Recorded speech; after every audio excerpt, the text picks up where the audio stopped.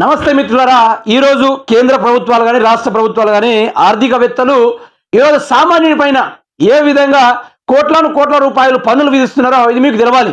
ఈరోజు రాష్ట్రంలో 24 గంటలు పనిచేసే రైతన్నకి ఒక్క రూపాయి పెంచాలంటే రోడ్ల మీద ధర్నాలు చేస్తే ఒక్క రూపాయి కూడా గిట్టుబాటు రేటు పెంచిన పరిస్థితి. ఈరోజు వడ్లకు కానీ పత్తికి కానీ మినుములకు కానీ పెసర్లకు కానీ జొన్నలకు కానీ మొక్కజొన్నలకు కానీ రైతు పండించే పంట గిట్టుబాటు లేకుండా పోయింది. ప్రభుత్వం నిర్ణయించాలట, ఇక్కడ రైతన్న అడ్డిబాటు గుడ్డి దెబ్బ లెక్క మోసపోవాలట. కానీ మధ్యవర్తులు మాత్రం జిఎస్టీలు వేసుకొని వాళ్ళు పందు లెక్క దోసుకొని తింటా ఉన్నారు. అది నరేంద్ర మోడీ అయితే ఏంది, రేవంత్ రెడ్డి అయితే ఏంది, రాష్ట్రాన్ని దేశాన్ని ఆగం చేస్తా ఉన్నారు. ప్రపంచంలోకి ధనికమైన దేశం ఉందా అంటే అది భారతదేశం మాత్రమే.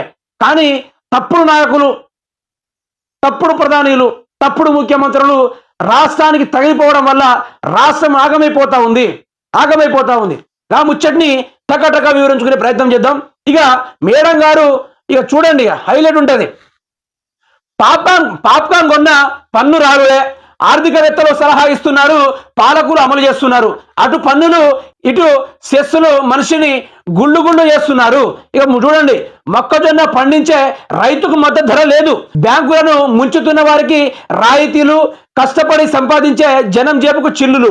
జనం పడే కష్టాలు వినడానికి ఎవరికి తీరిక లేదు. సామాన్యులను పిండి పిప్పు చేస్తున్నారు, ధరలు మూతతో దడదడలాడిస్తున్నారు, స్లాబుల మీద స్లాబులు పెట్టి దోచేస్తున్నారు. సగటు వ్యక్తి సంపాదన ఖర్చులకు సరిపోవడం లేదు. బిడ్డలు పుట్టడం నుంచి మొదలు పన్నులు లేని వస్తువు లేదు. ఉప్పు మీద, పప్పు మీద, ఆ దాహం తీర్చే నీటి మీద, ఆసుపత్రిలో ఆక్సిజన్ మీద, ఆరోగ్యం కాపాడే మందుల మీద బతకాలన్న పన్నులే. అదేవిధంగా ఇక్కడ చూసుకోండి, బతకలేక చచ్చిన పన్నులే. ధరల దెబ్బకు జనం జరుచుకుంటున్నారు, పన్నులు బాధుడు విలువలాడుతున్నారు. దేశం $1 ట్రిలియన్ దాటుతుందని గొప్పలు చెప్తున్నారు. జనం బతకలేక చావలేక నరకం చూపిస్తున్నారు.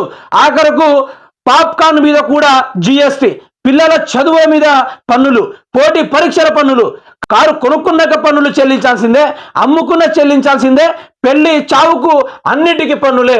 మిత్రులారా, మీకు ఒకటి అర్థం కావాలి మిత్రులారా, ఈరోజు పాప్కార్న్ మీద కూడా పన్నులు విధిస్తున్నారంటే ఇక ఈ దేశం ఎంత నీచానికి దిగజారిందో అర్థం చేసుకోవాలి.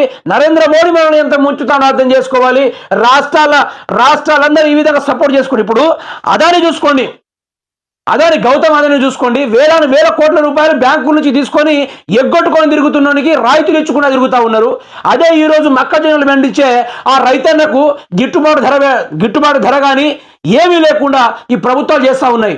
ఇక సంవత్సరాలకి వీళ్ళ యొక్క ఆర్థికాలు చూసుకుంటే మాత్రము $1 ట్రిలియన్ పెరుగుకుంటూ పోతున్నాయి దేశం యొక్క ఆర్థికం అనుకుంటే నరేంద్ర మోడీ వాళ్ళ సోషల్ మీడియా తోటి హల్చల్ చేసుకుని ఉండడు తప్ప ఈరోజు పేద ప్రజల్ని ముంచకుండా బతకాలన్నా చావాలన్నా, లేకుంటే బతికి చావి బతకలేక ఉండాలన్నా కూడా ఈరోజు పన్నులు కట్టుకోవాల్సిన అవసరం వచ్చింది.